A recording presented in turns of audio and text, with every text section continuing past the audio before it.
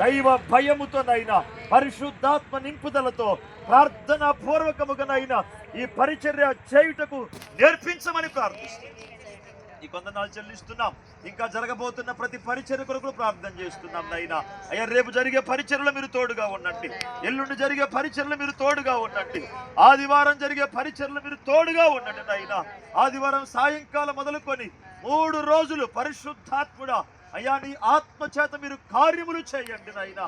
ఈ కొందనాలు చెల్లిస్తున్నా. ఈ స్థలములో ప్రభువా అయ్యా నిశ్చయముగా ఆత్మల పంట కోయబడే కృప దయచేయండి. ఆత్మల పంట కోయబడే కృప దయచేయండి. రక్షణ కార్యములు జరిగించండి అయ్యా.